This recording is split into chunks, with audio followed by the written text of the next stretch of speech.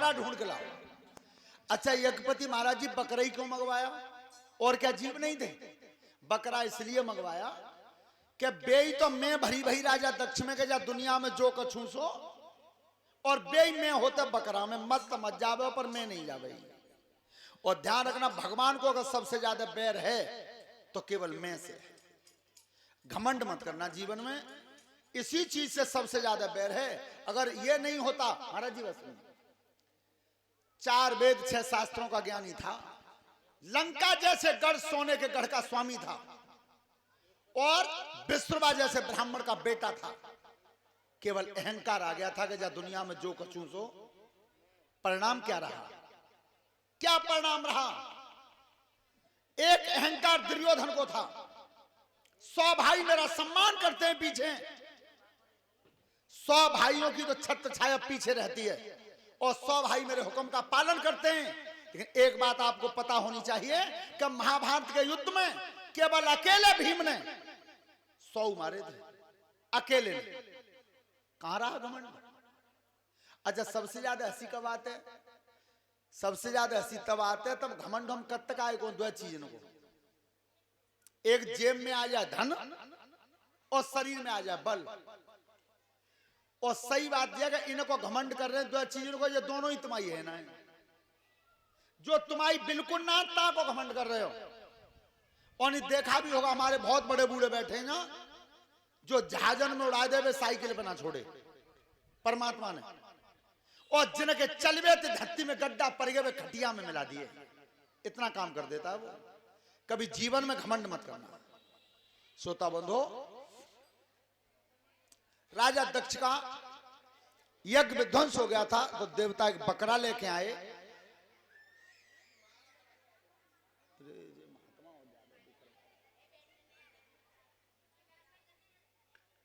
बैठ जाओ बेटा, बात मत करो, एक ही बार मान लो।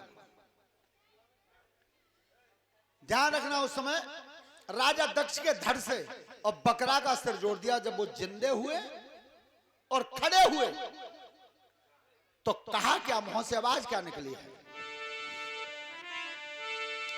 अरे बम्मा बम्मा और अटल बम्मा देखी बम्मा बम्मा और बमल हरी। अरे बम्मा बम्मा यार अटल बम्मा देखी बम्मा बम्मा यार बमल हरी।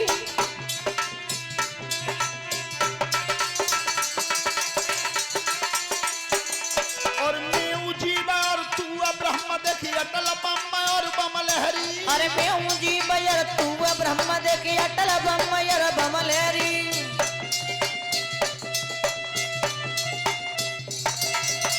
ध्यान रखना, आपने देखा होगा ये हमारे बच्चे जब कावर लेकर के आते हैं, कावर भर के, तो बीच में दोहा बोल के बम्ब बोलते हैं। जी बम्ब सबसे पहले किन्ने बोली? सबसे पहले बोली राजा दक्ष ने। और बोली क्यों थी? कि वो मोई बकरा को है वो और कुछ लिख रही है ना। बम्ब शब्द यहां से शुरू हुआ था भोलेनाथ के लिए। श्रोता बंधो, आज यज्ञ संपन्न हो गया, लेकिन अच्छा बेटियां काब आता तुम्हें परेशानी का बताओ तो तुम्हारी आवाज बहुत जोर से आता है, जहां तक हमारी जोर तक। देखो पीछे से कहूं तो आवाज आ रही है, कितनी लंबी भीड़ है पीछे। देखो तुम, कोई एक शब्द आ रहा हो कहूं तो नहीं, फिर देखो तुम्हें फिर अच्छी ना लगे बेटियां, तुम पीछे बैठ जाओगी तो ना अच्छा लगेगा। यहीं बैठो, ठीक है, शांत बैठो। ध्यान रखना उस समय आज भोलेनाथ चले हैं तो भोलेनाथ ने सती की काया जली पड़ी थी। सती की काया जली हुई पड़ी थी हवन कुंड के पास। बेटियों प्यास तो ना लग रही?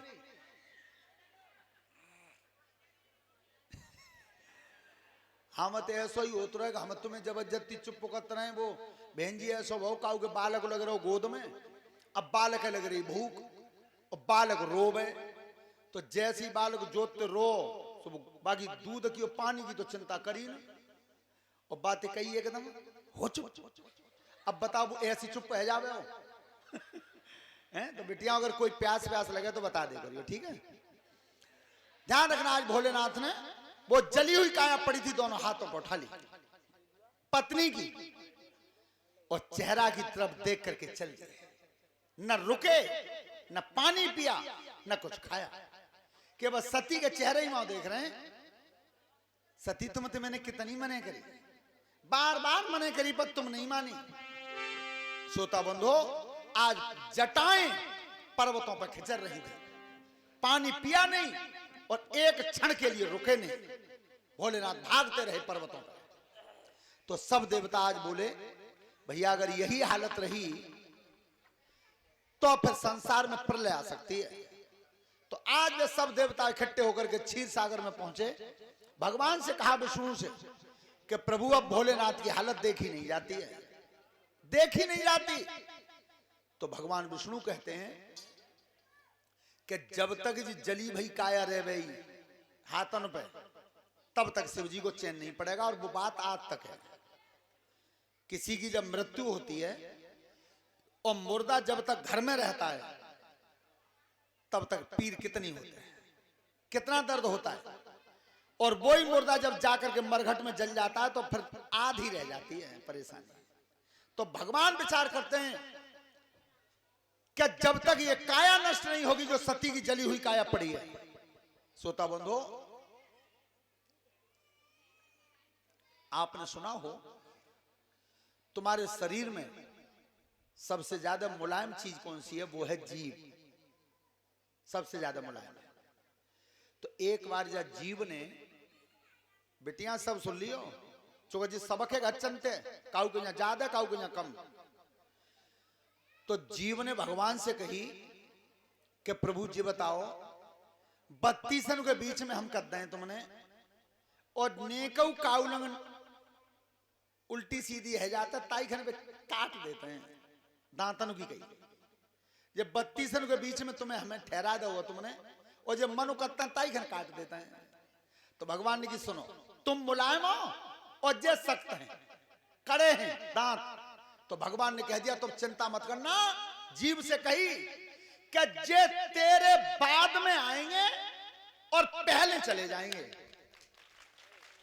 बोलो, जीव ते कही तू दांतन के लिए परेशान मत हो, जे कड़े इन्हें कड़ाई है इनमें, और तू मुलायम है तो तू संगई आवे और संगई जावे, और जे तोते बाद में आएंगे और पहले चले जाएंगे।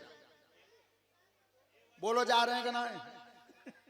हाँ, तो बेटा जितने मुलायम बन करके रहोगे ज्यादा दिन चलोगे। नदी में जब बाढ़ आती है, जो सीधे पेड़ खड़े होते हैं वो उखड़ के नदी की धारा के संग बह जाते हैं, और जो घास मुलायम होती है बाकी तिनका नदी के संग बहते रहते हैं, लेकिन वो उखड़ते नहीं है। इस बात को हमेशा ध्यान रखो कि मुलायम रहोगे तो अच्छे बने रहोगे। श्रोता बंधु, आज भगवान ने विचार किया कि ये काया जब तक रहेगी तब तक कुछ नहीं होगा। तो भगवान चक्र सुदर्शन उठाते हैं। ये बच्चों ने शिव पुराण की कथा टीवी पे आई थी, टेलीविजन पे आई थी, दूरदर्शन पे देखा हो अगर किसी ने।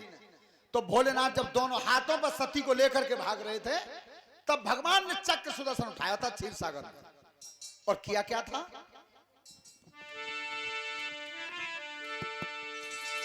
अरे चक्र सुदर्शन हाथ लो ठाकुरनी दहो चलाई रे,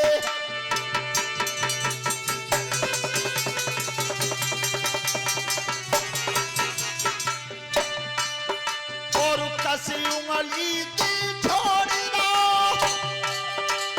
चरण में लगो भेराई रे, और पैर काट दे जननी के दे घोड़ा धड़ पहुंचाई रे।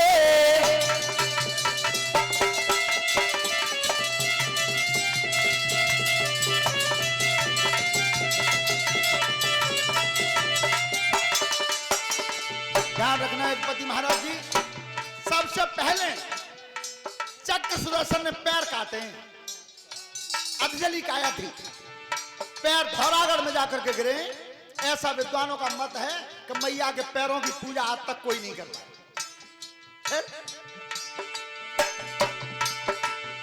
उधर काट दो जननी को दो नगर कोट सवाई रे, और आंख निकल गई चक्कर की ज्वाला जी दही बसाई आई रे।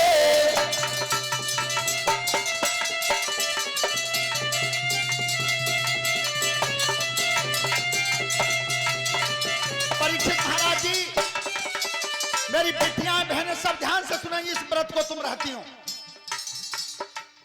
पैर धौरागढ़ में जाकर के गिरे, आज तक कोई वहां नहीं पहुंचा। जहां उधर गिरा था वो नगरकोट है। दोनों आंखें जहां गिरी वो ज्वाला जी का मंदिर है। एक छोटी सी पर्वत की गुफा है। अगर कोई गए हो ज्वाला जी तो देखना, वह पर्वत की गुफा में से अपने आप अग्नि जल रही है। न कोई घी डालता, न कोई बाती पड़ती है। अच्छे अच्छे वैज्ञानिक हार गए, क्या आंख आगे हाथ कहां है, वो अपने आप अग्नि जल रही है उसमें से, और 24 घंटे जल रही है, बंद नहीं होती। क्यों? वो सती मैया का क्रोध जल रहा है, क्रोध की अग्नि जल रही है वहां पर।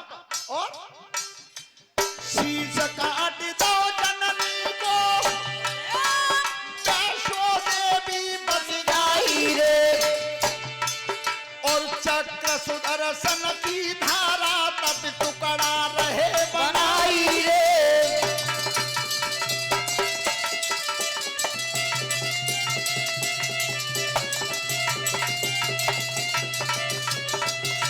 और